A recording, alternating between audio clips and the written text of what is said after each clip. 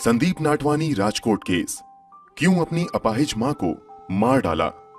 दोस्तों, आज हम जिस कहानी के बारे में बात करने जा रहे हैं वो काफी डिस्टर्बिंग और दिल दहला देने वाली है। इस मामले के खुलासे ने बहुत ज्यादा सुर्खियां बटोरी थीं और जिस तरह से इस मामले का खुलासा हुआ वो भी काफी चौंकाने वाला था। इससे पहले हम आपको इस कहानी के बारे में बताएं, अगर आप हमारे चैनल पर नए हैं तो हमारे चैनल को सब्सक्राइब कर दें और बेल आइकन को दबाना बिल्कुल ना भूलें, ताकि आपको क्राइम की दुनिया से जुड़ी इंटरेस्टिंग कहानियों की खबरें मिलती रहें। तो चलिए बात करते हैं आज की कहानी के बारे में। आज की कहानी है गुजरात के राजकोट के संदीप नाथवानी और उनके परिवार की। संदीप नाथवानी जो कि 36 साल के थे और पेशे से प्रोफेसर थे, वो राजकोट के सरकारी फार्मेसी कॉलेज में असिस्टेंट प्रोफेसर थे। वो राजकोट में अपनी बीवी और बेटी के साथ रहते थे। उनकी मां जयश्री, जो कि खुद एक रिटायर्ड टीचर थी, अपनी खराब हेल्थ के कारण हॉस्पिटल में एडमिट थीं। हॉस्पिटल से डिस्चार्ज होने के बाद उनके बेटे संदीप नाथवानी उन्हें अपने साथ जामनगर से राजकोट अपने घर लेकर आ गए थे उनकी देखभाल करने के लिए, क्योंकि वो खुद से ना तो खा पाती थीं, ना ही अपने बाकी के काम कर पाने में सक्षम थीं। वो अपनी बीमारी के कारण पूरी तरह से हर काम के लिए दूसरे पर आश्रित थीं। संदीप के अलावा जयश्री नाथवानी की 2 बेटियां भी थीं, जिनमें से एक की शादी हो चुकी थी और एक कुंवारी थी और जामनगर में रहती थी। संदीप अपनी मां जयश्री नाथवानी के इकलौते बेटे थे, इसलिए उनकी देखभाल की जिम्मेदारी भी संदीप पर आ चुकी थी पूरी तरीके से। जब से जयश्री नाथवानी संदीप नाथवानी के घर आई थी, तब से उनकी बीवी और उनके बीच काफी झगड़े होने लगे थे जयश्री नाथवानी को लेकर। संदीप की पत्नी के लिए जयश्री नाथवानी की सेवा करना सरदर्द बन गया था, जिसके लिए वो हमेशा संदीप से झगड़ा करती रहती थी। बहन की शादी को लेकर भी घर में काफी तनाव था। घर में हमेशा तनाव और झगड़े का माहौल रहता था। 27 सितंबर 2017 को राजकोट रामेश्वर के दर्शन एवेन्यू बिल्डिंग में जयश्री नाथवानी की बॉडी बिल्डिंग के कंपाउंड में पड़ी मिलती है। बिल्डिंग का गार्ड भागकर तीसरी मंजिल पर जयश्री के बेटे संदीप नाथवानी को बुलाने जाता है। संदीप नाथवानी अपनी मां की मौत की खबर सुनकर जल्दी से भाग कर आता है और अपनी मां के मृत शरीर को देखता है। जब पुलिस आती है और पूछताछ करती है तो पुलिस को संदीप नाथवानी बताता है कि उसकी मां काफी बीमार थी। उन्हें अपने दैनिक दिनचर्या का पालन करने या चलने में भी सहारा लेना पड़ता था।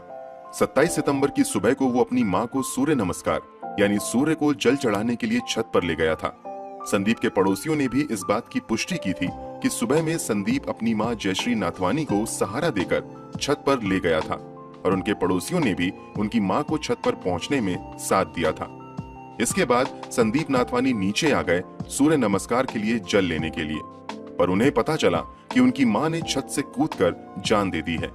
उनकी मां खुद की बीमारी से परेशान हो चुकी थी और अपने आप को एक बोझ समझती थी, इसलिए उन्होंने छत से कूदकर अपनी जान दे दी।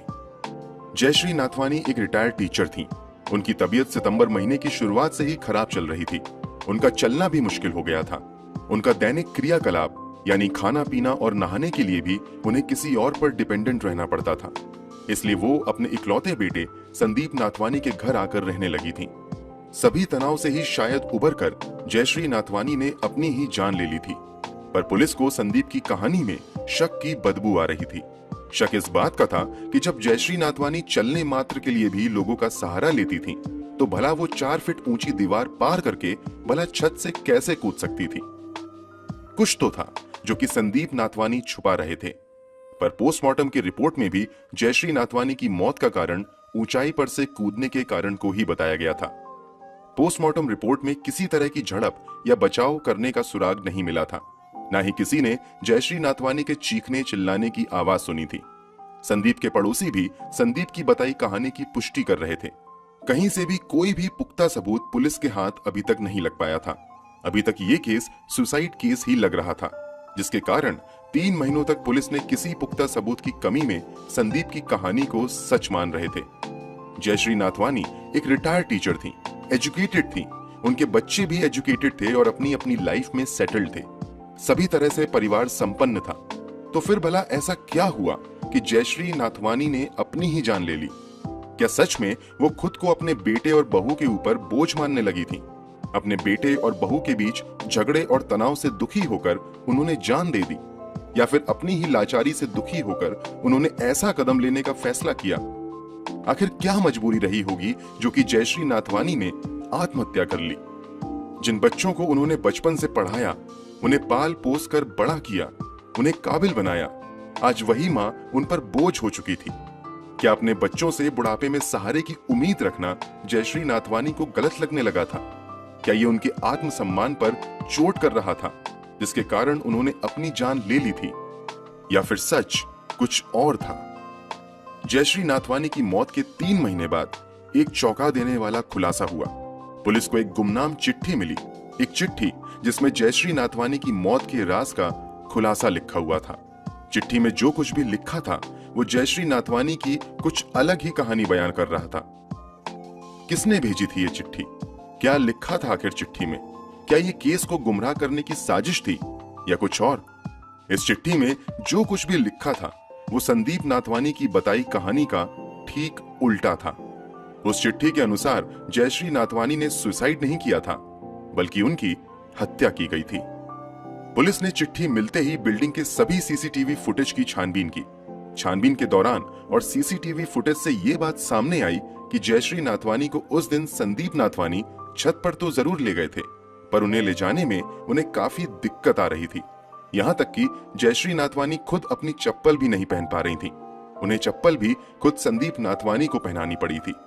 उन्हें लगभग 4 से 5 सीढ़ियां चढ़ने में भी 15 मिनट का समय लगा था। ऐसे में ये सोचने वाली बात है कि जयश्री नाथवानी भला कैसे 4 फीट ऊंची दीवार को पार कर खुद से छत पर से कैसे कूद सकती हैं, वो भी जब वो दीवार उनसे 10 फीट की दूरी पर हो। वो भला वहां तक कैसे खुद चल कर गई होंगी? पर अभी भी ये सबूत काफी नहीं थे, क्योंकि पुलिस को वारदात की जगह की सीसीटीवी फुटेज नहीं मिली थी। यानी कि छत पर सीसीटीवी कैमरा नहीं लगा था। पूरे बिल्डिंग में सिर्फ छत ही ऐसी जगह थी जहां पर सीसीटीवी कैमरा नहीं लगा था। इसलिए वहां उस वक्त क्या हुआ था ये किसी को पता नहीं था। पर पुलिस को इतना कंफर्म हो गया था कि जयश्री नाथवानी ने आत्महत्या नहीं की थी, बल्कि उनकी हत्या हुई थी। और जब बिल्डिंग के बाकी लोगों ने पुलिस को ये बात बताई कि संदीप की बीवी का जयश्री के मौत के बाद का रवैया काफी चौंकाने वाला और अजीब था। जयश्री की मौत की खबर मिलते ही जहां बिल्डिंग के सभी लोग इकट्ठे हो गए थे, वहीं जयश्री की बहू काफी देर तक अपने घर में ही रही और 1 घंटे बाद वो बाहर अपनी सास की डेड बॉडी देखने आई थी। और ना ही उसके चेहरे पर किसी तरह का शोक या मातम दिखाई दे रहा था, जो कि काफी अजीब था और शक पैदा करने वाला था। इन सभी बातों के खुलासों के बाद पुलिस का शक अब संदीप और उसकी बीवी पर था।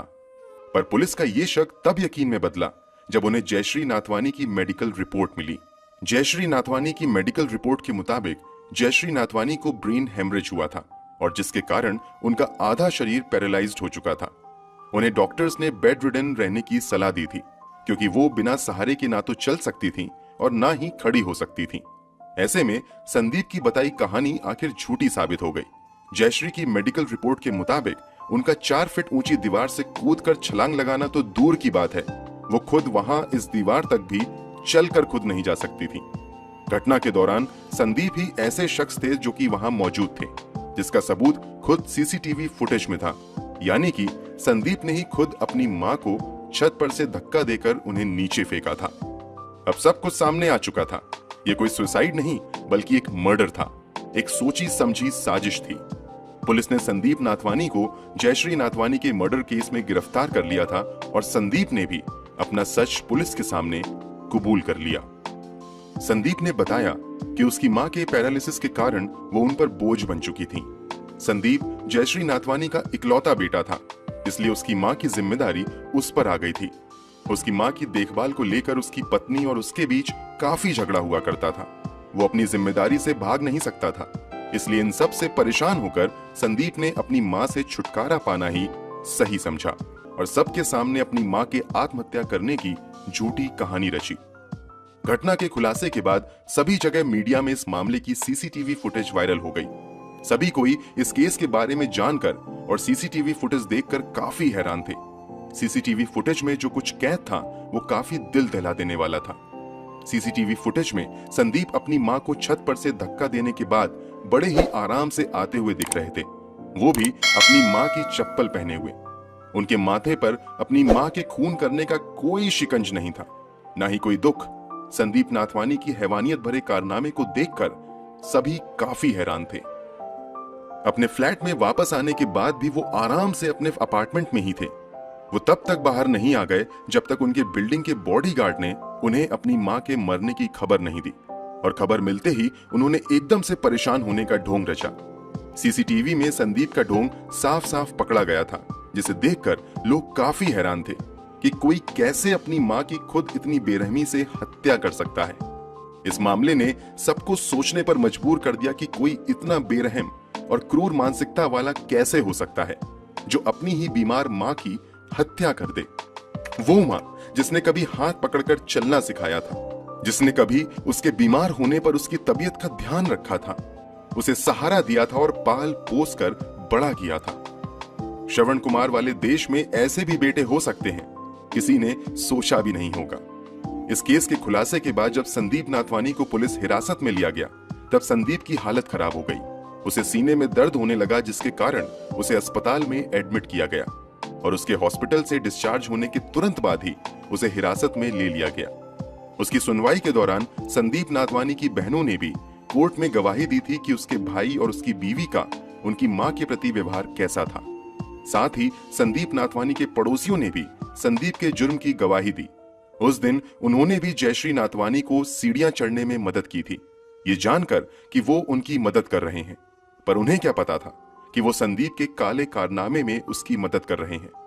उन्होंने संदीप के ढोंग पर एतबार कर लिया था। उन्हें लगा था कि सच में संदीप अपनी बूढ़ी बीमार मां के मर जाने से दुखी है, पर उन्हें क्या पता था कि वो जिसको सांत्वना दे रहे हैं उसके चेहरे के पीछे एक हैवान छिपा है।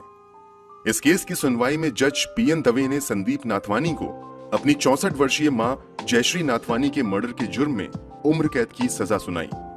आपका क्या मानना है? संदीप नाथवानी को उम्र कैद की सजा देना क्या सही फैसला था? क्या बुढ़ापे में अपने बच्चों से सेवा या सहारे की उम्मीद करना गलत है? आप संदीप नाथवानी की जगह होते तो क्या करते? इस समाज में जयश्री नाथवानी जैसे न जाने कितने लोग हैं जिन्होंने अपना सब कुछ अपने बच्चों को पालने और पढ़ने लिखाने में लगा दिया। जिन्हें उंगली पकड़कर चलना सिखाया, वही सहारा देने की बजाय धोखा देने की योजना बनाते हैं, उनकी मौत का ढोंग रचाते हैं। श्रवण कुमार और राम जैसे महान लोगों की जन्मभूमि पर जहां माता पिता का दर्जा भगवान से भी ऊपर माना जाता है, क्या ये वही समाज है? क्या ये संदीप नाथवानी की ही सोच थी, या फिर बदलती दुनिया के साथ हमने अपने माँ बाप की सेवा और सत्कार की भावना को भी पीछे छोड़ दिया है? कैसी लगी आज की कहानी, हमें कमेंट करके बताएं। अगर वीडियो पसंद आया हो तो लाइक और शेयर करना ना भूलें, और अगर चैनल पर नए हैं तो सब्सक्राइब करें, रेड बेल आइकन जरूर प्रेस करें ताकि आपको क्राइम की दुनिया से जुड़ी ऐसी ही खबर मिलती रहे। हमारे चैनल पर ऐसी ही क्राइम की दुनिया से जुड़ी वीडियो को एक्सप्लोर करना ना भूलें। Thank you for watching.